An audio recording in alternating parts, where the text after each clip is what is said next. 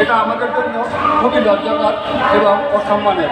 অতএব 92% মুসলিমদের দেশে যদি 65,000 প্রাইমারি স্কুল জাতীয়করণ হয়, সেখানে আমাদের কেন আজও পর্যন্ত একটিও হলো না? এটা হচ্ছে আমার সবার কাছে সরকারের কাছে দাবি, যেটা কেন হলো না। শিক্ষা বৃদ্ধি হচ্ছে প্রাইমারি স্কুল, তো প্রাইমারি স্কুল একটা মাধ্যমিক বিদ্যালয় প্রায় 3-4টা প্রাইমারি স্কুল। ওই শিক্ষাটা যে কাজে থাকার জন্য যথেষ্ট, কিন্তু আমাদের ইসলামিক শিক্ষা, আমাদের এই যে স্বতন্ত্র ইবতেদায়ী মাদ্রাসা যে ভিত্তি, আমাদের এটা না থাকার কারণে একসময় আমাদের ইসলামিক শিক্ষাটা ধ্বংস হয়ে যেতে পারে, আমরা এটা মনে করি। অতএব আমাদের 92% মুসলিমদের দেশে আজ প্রায় একই সাথে প্রাইমারি স্কুল প্রতিষ্ঠিত হয়েছে। সেখান থেকে আজ পর্যন্ত 65,000-এর উপরে প্রাইমারি স্কুল জাতীয়করণ হয়েছে, অথচ আমরা আজ পর্যন্ত একটা স্বতন্ত্র মাদ্রাসা হয় নাই। এটা আমাদের যৌক্তিক দাবি যে আমরা এটা জাতীয়করণ বাস্তবায়ন চাই।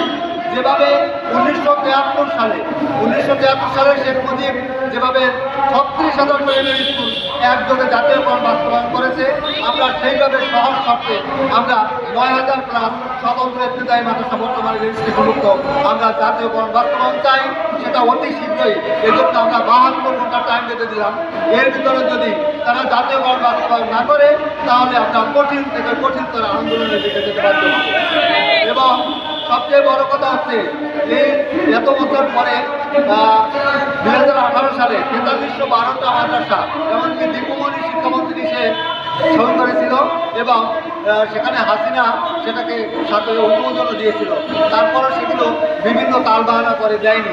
এছাড়াও আজকে 52 বছর যাবৎ অনেকবারই দেওয়ার জন্য আশ্বাস দিচ্ছে, বিভিন্ন দাবির মুখে তারা বাস্তবায়নের কথা বলেছে, কিন্তু আজও পর্যন্ত কেউ আমাদের এই আশা পূরণ করেনি। যাই হোক, অন্তর্বর্তীকালীন সরকারে আসার পরে আমরা এই দাবি নিয়ে যখন স্বতন্ত্র ইবতেদায়ী মাদ্রাসার অসহায় শিক্ষার্থীরা যখন মাঠে নামে, এরপরে আমাদের উপরে চালানো হয় চরম নির্যাতন, জল কামান, বিভিন্ন কিছু।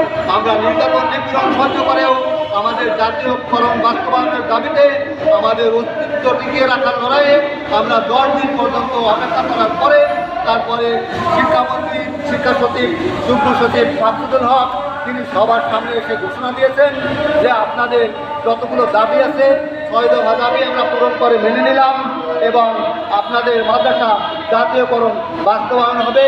এজন্য আমরা নীতিমালা প্রণয়ন করব মার্চ মাসের ভিতরে এবং বেতন প্রদান করব।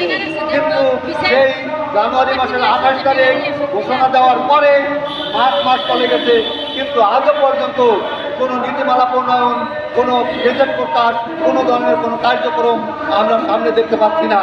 অথচ আজ মে মাস পার হয়ে যাচ্ছে।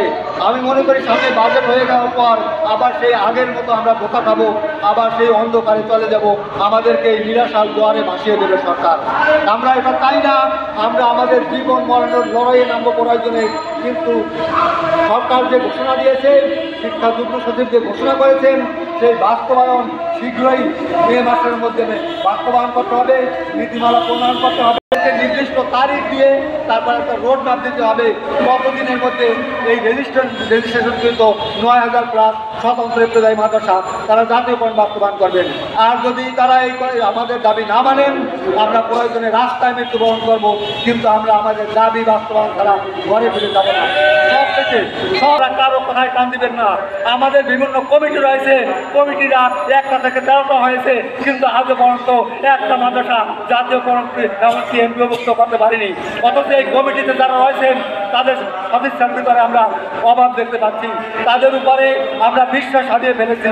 তারা আমাদের অভিভাবক, সেই অভিভাবক আমরা ভুলে গেছি, কারণ তারা আমাদের স্বার্থটাকে তারা দেখছে না। সবচেয়ে এই জন্য আমরা কোনো কমিটির কথা শুনবেন না। যত কমিটি আছে সবার প্রতি বিনীত নিবেদন থাকবে, আপনারা আমাদের সাথে চলে আসুন।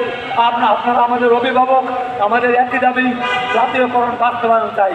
সমস্ত একটা আমরা যারা সংগঠনের নাম দিয়ে আমাদের আন্দোলন করতে হয়, সে কারণে আমাদের সংগঠনের নাম রেজিস্ট্রেশনভুক্ত সমস্ত স্বতন্ত্র ইবতেদায়ী মাদ্রাসা জাতীয়করণ বাস্তবায়ন কমিটি।